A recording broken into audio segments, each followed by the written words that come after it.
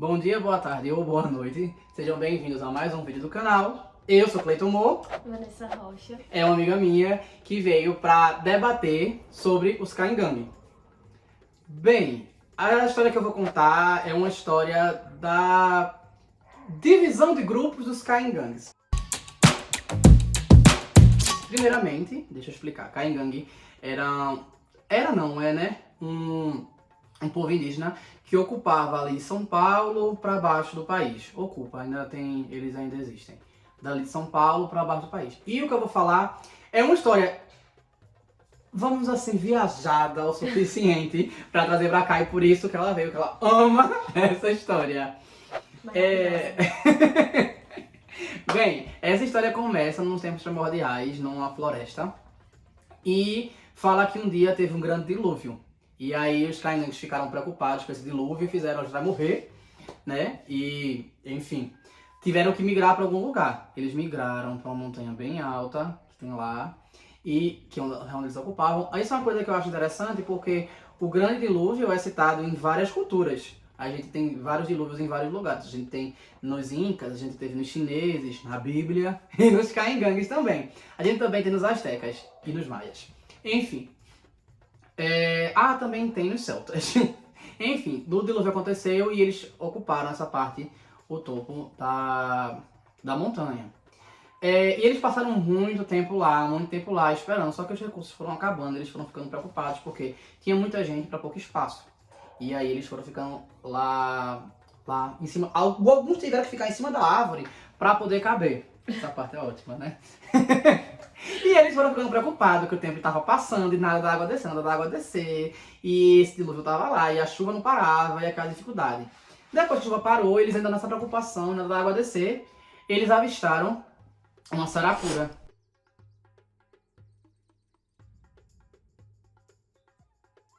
E eles foram acenar pra Saracura vir até eles. deles. É o SOS deles. Que é bem assim, já é um negócio que você fica, nossa, pra Saracura vir e poder salvá-los. Aí eu pergunto, como é que um pássaro ia salvar um povo inteiro, né? Mas ele veio, a Saracura veio, e como se tivesse trazido ajuda, as outras Saracuras, e elas trouxeram terra nos bicos.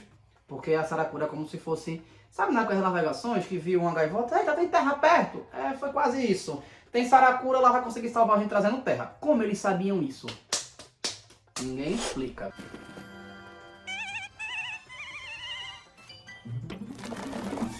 Mas eles acenaram as Saracuras viram e construíram uma represa ali naquela montanha. Vamos supor que como se fosse a montanha fosse inclinada para cá e aqui elas fizessem uma represa, que é uma barragem aqui, para que essa água que pelo menos aqui no meio fosse diminuindo. Foi botando terra, foi soterrando para poder eles terem mais espaço. Só que aí as Saracuras não fizeram isso a tempo, né? Não fizeram isso a tempo. E aí as pessoas que estavam morando em cima das árvores, elas viraram o que, Vanessa? Macacos. Foi, elas viraram macacos, porque pros Kaingang é assim. Caiu gente de árvore, subiu gente de árvore, passou, vira um bicho. É assim, pra eles é assim. E aí, viraram macacos, aquele povo já teve uma baixa. Fora aquelas pessoas que morreram no dilúvio e tudo mais. A partir daquele momento ali, eles se dividiram para ocupar aquele espaço. E aí eles se dividiram em dois grupos, né? Um grupo, que foi os Kaiurukres, eles vieram por um lugar onde tinha terreno macio, onde tinha água, onde tinha coisas acessíveis ali para eles. Por isso, eles foram marcados com pés pequenos. A gente teve aí uma seleção natural de pés pequenos. Já o outro grupo foi para o outro lado, chamado Camé, e esse grupo ocupou uma região que estava pedregosa e tinha muitos espinhos e tudo mais. Por isso os pés ficaram rígidos e grandes. Aí é uma diferença básica entre Camé e Kaiurukre, de acordo com essa lenda, né? Os Camés, eles tinham que consumir a água dos Kaiurukre, porque eles não tinham água, né? E eles tinham que pedir autorização para o grupo Kaiurukre. Eles meio que ficaram ali meio como se não fosse mais em comunhão, eles ficaram como se fossem realmente divididos. A lenda não fala bem o porquê, mas eles ficaram divididos ali. Detalhe, não só eles dividiram os que estavam encarnados, como os que morreram também ocuparam isso, também tiveram seleção natural, ou seja, os espíritos eles também tinham o pé pequeno e o pé grosso, para saber quem era Camé e Kaiurukre, já que eles vinham do mesmo povo, né? Eles tinham que ter alguma diferença era essa. E eles passaram um tempo habitando ali. Depois de um tempo habitando ali, que as águas desceram, baixaram, tudo lá, direitinho, bonitinho, o que foi que aconteceu? Eles foram seguir a vida dele, mas eles tocaram fogo na vegetação para que o que eles tivessem cultivado, né, adubasse o solo. Eles fizeram isso e foram embora. Os espíritos ficaram para poder usar aquelas cinzas. Eu vou explicar o porquê rapidinho. É só para lembrar que eu estou usando esse livro aqui como base, que eu tinha esquecido de falar no começo. Gente, e pelo amor de Deus, curtam, comentem, compartilhem, tá certo? Por favor, e se inscrevam no canal. Sim, voltando para a história.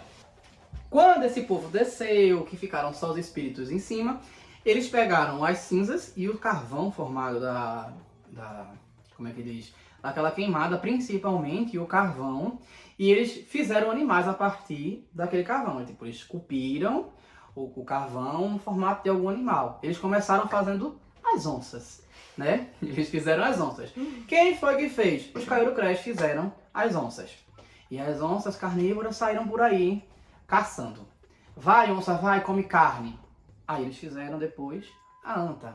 Mas a anta, ela tinha um problema de audição. E aí eles disseram, vai, anta, come carne. Aí a anta ficou, quer mesmo? Só que eles estavam ocupados. Aí disseram, pode comer o que quiser aí, vai comer mato. Aí por isso que a onça não come carne. A anta não come carne. Bichinha da anta. E eles fizeram outros bichos. Os caméis, para não ficar por fora aí, também fizeram outros animais. Né? Eles pegaram, foram construindo vários animais lá e tal, e foram fazendo. Era basicamente assim,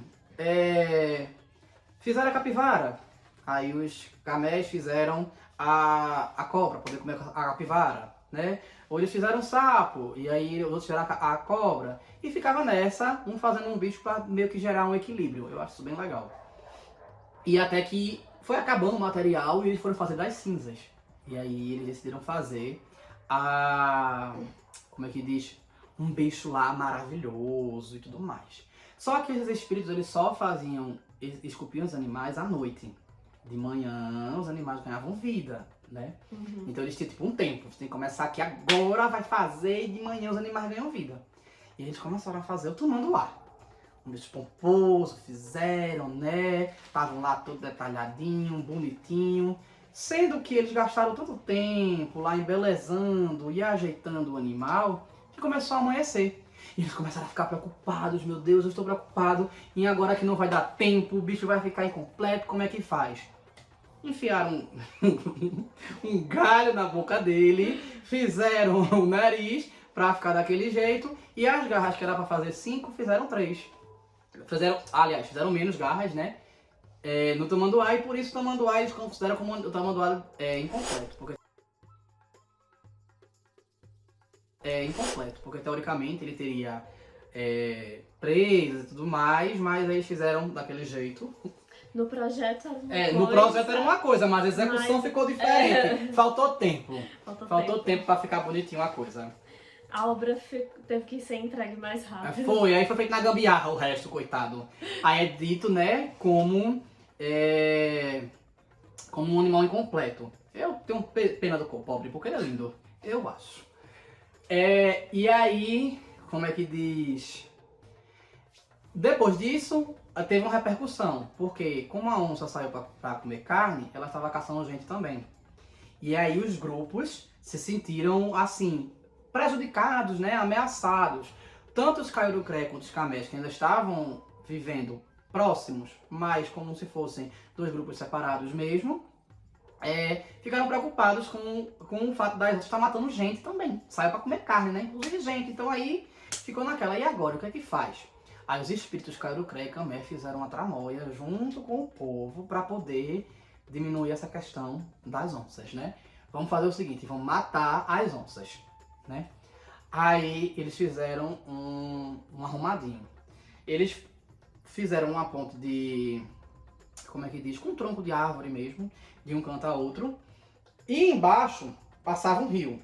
Só que tipo, não é de um canto a outro do rio, é como se fosse um precipício mesmo. Tipo, um precipício aqui, lá no fundo passava um rio. E eles botaram como é que diz? Um tronco. Por quê? né? Os Kaurukres, que foram quem criaram as onças, né? Eles disseram que, não, ela tem uma fraqueza. A fraqueza é que ela não sabe nadar.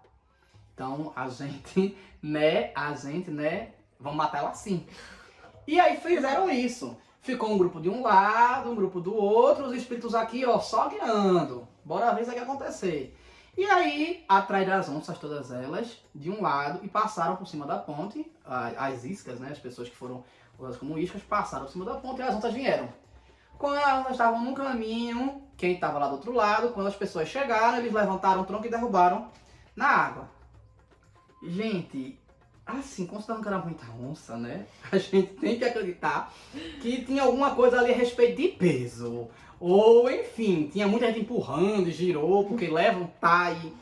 É assim, realmente, né? Fantástico, é um Hércules. E aí as onças caíram. E aí eles foram comemorar a vitória, que as onças estavam morrendo.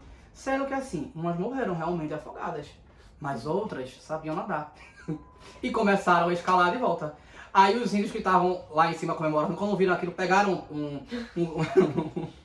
uma vara e ficaram, morre, bexiga, morre, volta pra lá, cai. Talvez daí tenha vindo a expressão, não cutucar a onça com vara curta. Porque eles ficaram, vai, volta, morre. Sendo que as outras começaram a rugir pra eles e eles ficaram assustados, eles correram.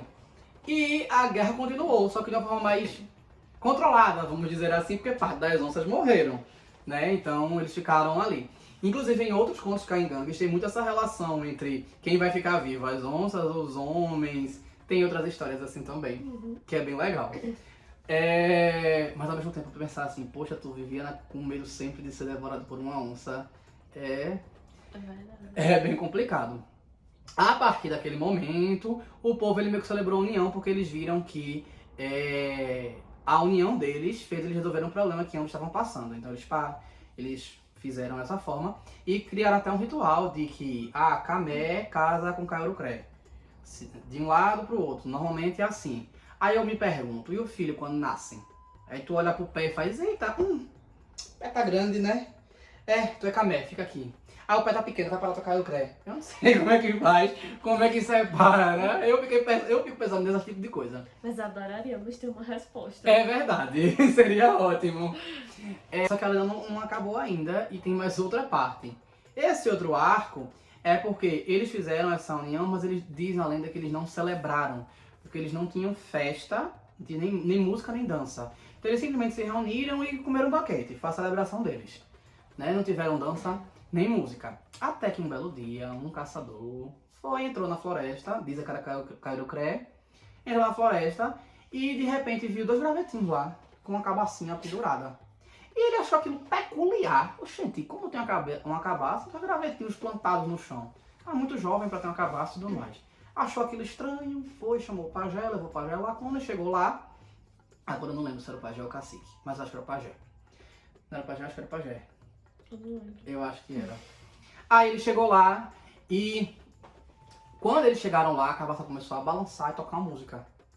Aí assim, quem tava ali, as pessoas que estavam ali no entorno ficaram encanadas com aquilo, pegaram a cabaça, levaram pra aldeia, o pajé disse, olha, vamos reproduzir isso aqui, vai virar um instrumento que vai tocar esse som, então a partir dali eles tiveram música, mas não dançaram, porque eles não sabiam dançar. E aí ela tá segurando o riso, porque vem a parte que ela mais gosta. Em outro momento, um cara, ele ia ser pai, a esposa dele estava grávida e ele foi caçar. E aí, quando ele foi caçar, eles viram tomando uma mirim lá, parado.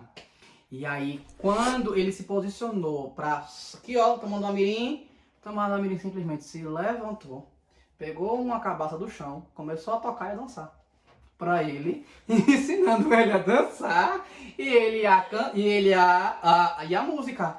Ele ficou assim, em choque. Aí eu tô mandando uma mirinha aqui, ó, dançando e tocando. Pega um gravetinho, entrega pra ele e diz assim, olhe, você vai ter um filho e esse filho vai ser homem. Volte pra casa e diga isso. Ele voltou, ensinou o povo a dançar. A partir daquele momento eles tinham celebração dançando e cantando. E eles entenderam que quem abençoou eles com a música, com a dança, foi o Tamanduá Mirim. Olha que fofinho. E aí eles fizeram como se fosse uma adivinhação. Quando sempre tem uma mulher grávida, ela simplesmente chegava, o marido dela chegava, ia pra floresta, procurava um Camundongo Mirim e entregava um graveto pra ele. Ele pegava o graveto porque ele agarra, né? Ele é arborícola, né? Então ele agarrar, e aí se ele devolve o graveto, significa que a mulher vai ter um menino. Se ele não devolve o graveto, ele só solta, significa que a mulher vai ter uma menina. E é assim que a história acaba. Eu espero que vocês tenham gostado. Eu gosto bastante dessa história, apesar de ser muita viagem, muita loucura, mas eu acho bem interessante, tá? E é isso, e mais uma vez eu peço, né? Curtam, compartilhem, comentem, se inscrevam, por favor. Valeu!